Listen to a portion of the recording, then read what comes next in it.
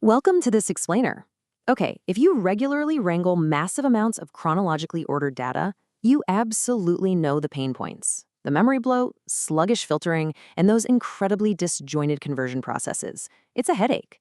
Well, today, we're going to unpack exactly how Wolfram Language version 15 integrates time series with the tabular data structure to completely revolutionize complex data analysis. This is a real game changer. Here is our rundown for today. Section 1. The version 15 upgrade. Section 2, case study Millennium Days. Section 3, case study Continental Divide. Section 4, smoothing the journey.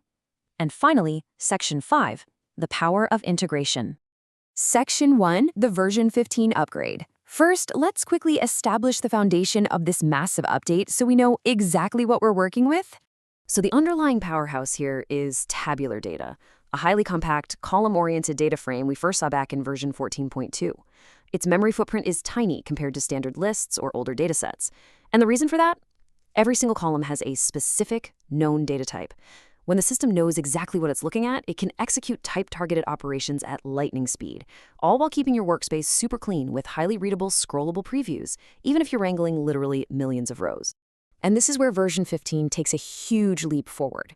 It restructures time and event series so they use that exact same tabular column structure. They share memory seamlessly.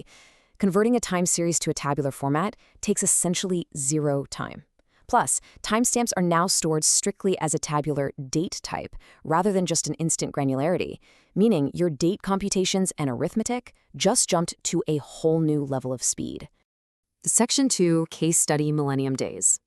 All right, instead of just talking abstractly about software upgrades, let's see how this structure handles a basic, everyday dataset. Imagine constructing an event series for the roughly 10,000 days that have passed since the turn of the millennium. Because of this new architecture, the storage is incredibly compact. We're talking just 4 bytes to store each entry, 4 bytes. And forming a tabular view from that 10,000-day series requires virtually zero extra memory and happens in less than 100,000th of a second. Now, check out the sheer performance boost when we actually manipulate that data. Let's say we want to filter our 10,000 dates to find only the instances of Friday the 13th.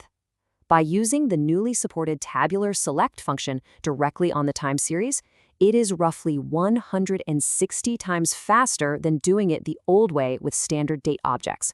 160 times. That right there is the raw power of type-targeted operations. But obviously, we don't just want to filter, we want to enrich our data. By using the Transform Columns feature, we can treat our timeline like a single column table and instantly generate brand new columns, say adding the short name of the day or setting up flags to tell us if it's a business day or a holiday. Then we can effortlessly create a pivot table that beautifully summarizes over 2 decades of dates into one clean, readable matrix. And this quick aggregation reveals some genuinely fun data insights right out of the gate. For instance, looking at the actual holidays, you can easily see how our calendar is distributed across the work week. Mondays are the most common holiday by far, closely followed by Thursdays, which is almost entirely driven by Thanksgiving. So, with just a few intuitive commands, we've extracted a highly structured narrative from 10,000 raw timestamps. Section 3, Case Study Continental Divide. Let's step it up to a more sophisticated, multi-layered story, analyzing a bicycle GPS track mapped along the rugged U.S. Continental Divide. When we import this ride data, we have to confront a universal truth. Real-world data is notoriously messy. Our imported track has timestamp, geoposition, and elevation.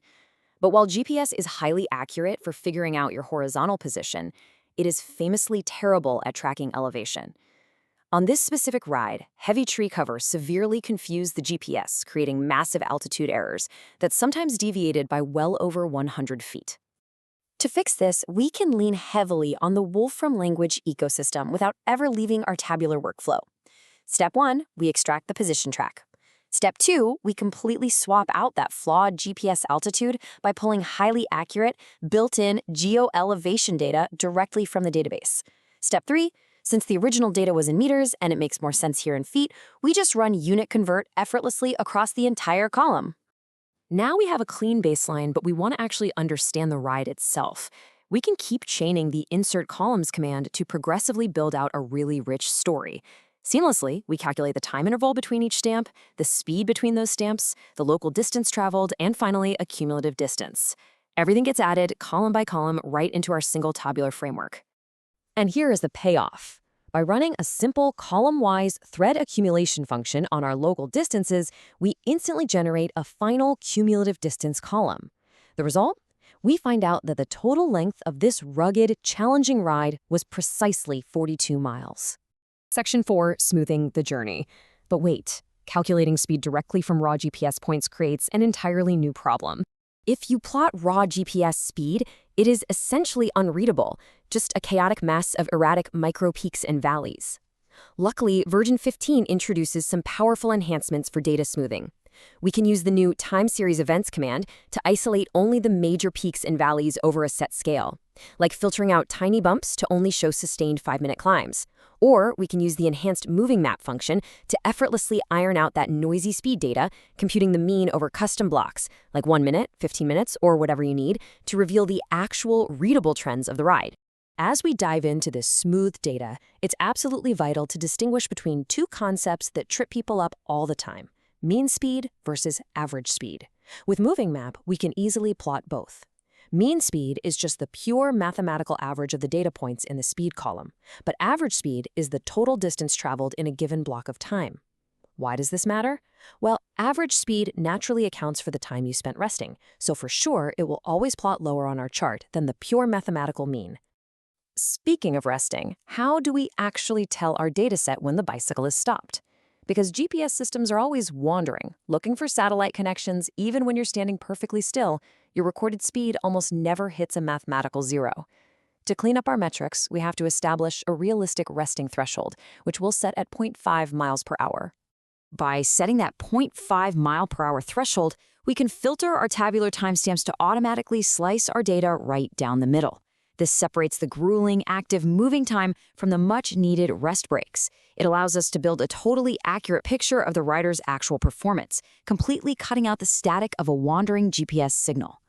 Section 5, the power of integration. Let's take a step back and look at the big picture of what this all means for your workflow. The real magic here isn't just that version 15 filters dates 160 times faster, though let's be honest, that is absolutely incredible. It's that complex, demanding operations like data smoothing, pivoting, converting units, correcting database errors, and aggregating now happen seamlessly inside one shared framework. Because time series and tabular data share memory instantaneously, you can treat chronological events with all the power, speed, and readability of a highly optimized data frame. Which leaves me with one final thought to wrap up this explainer.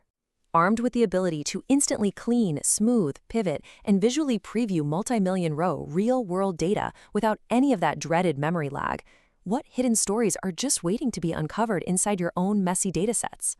Thank you so much for joining me, and happy analyzing.